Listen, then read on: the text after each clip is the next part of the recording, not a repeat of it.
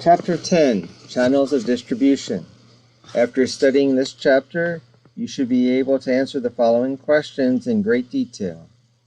What are distribution channels and why do marketers use them? What decisions need to be made in designing good networks?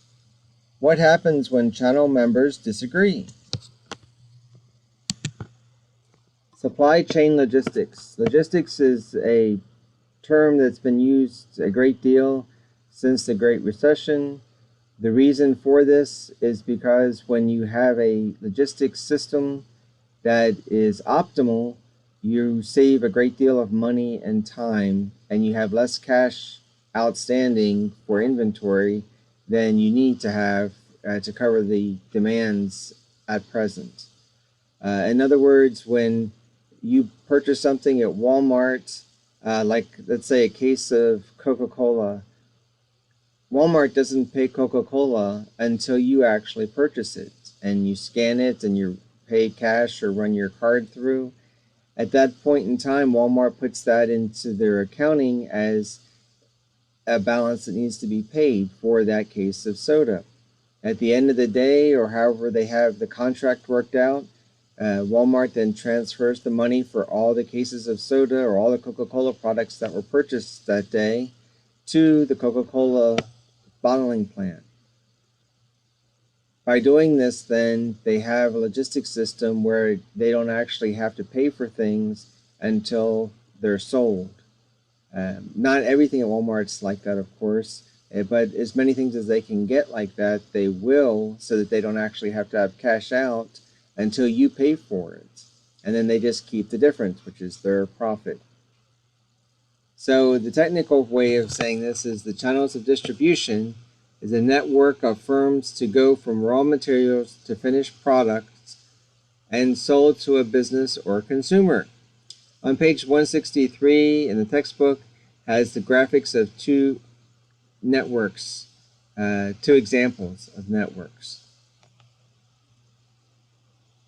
With all the tariffs and the trade war going on with China, one of the things that companies have done is try to have an alternative for products that they need. Either they're purchasing the products as a finished good to sell, like clothing or things like that, or they're purchasing products that are parts that are going into the finished product that they're manufacturing. For example, if it says assembled in the United States, that means that they brought all the parts in from other areas of the world, and then they just put them together here in the United States.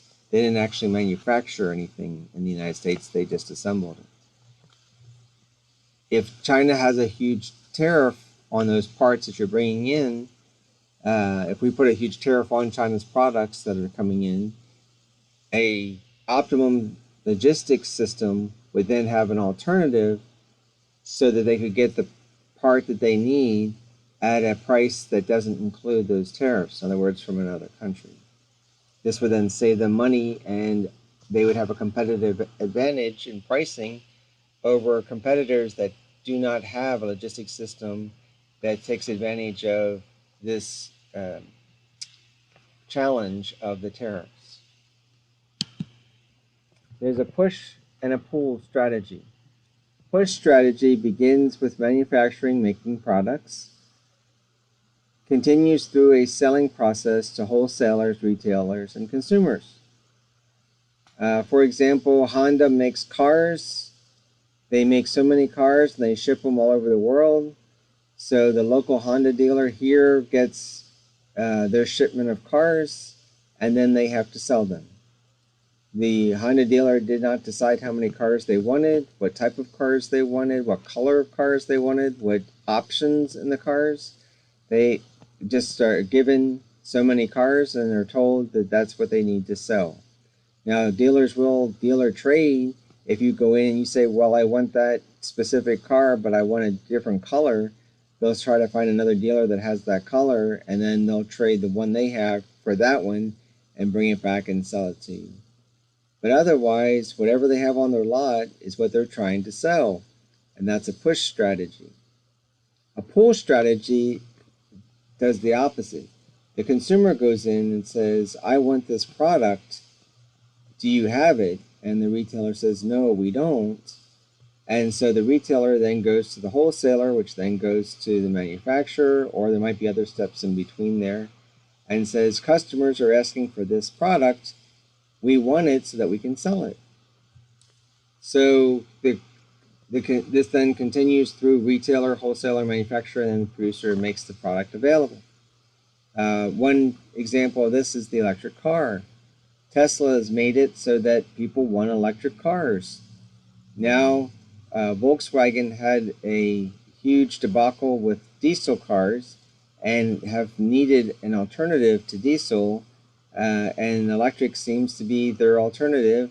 And because people are demanding electric, now Volkswagen is introducing new electric cars. That would be the pull system. Types of power. There's coercive power, which is just plain bullying. Whoever's the biggest wins. There's information power, which is your expert. Your expert has the knowledge, and so people will listen to the expert because they don't have the knowledge that the expert has.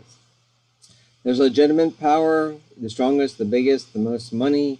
In work, it would be the person who is the supervisor or manager or vice president or president. They have the legitimate power because they have the title. They have legitimate power in business to business because they're bigger or stronger. And referent power, cooperation because of admiration. So people want to be like them. So they will cooperate and give them the power just because they want to be around them or like them.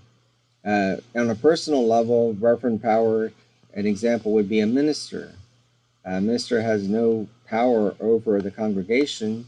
People just admire the minister and will follow the minister's lead because of reverent power. And then there's reward power, cooperation and receive money or other benefits. So in this case, if your manager asks you to do something extra and you do it, then you get a bonus for doing it. In business to business, they say, well, if you order an extra 20 cases, then we'll give you a 10% discount. So we'll give you a reward if you order more product than you normally do. And this is an overview of Chapter 10.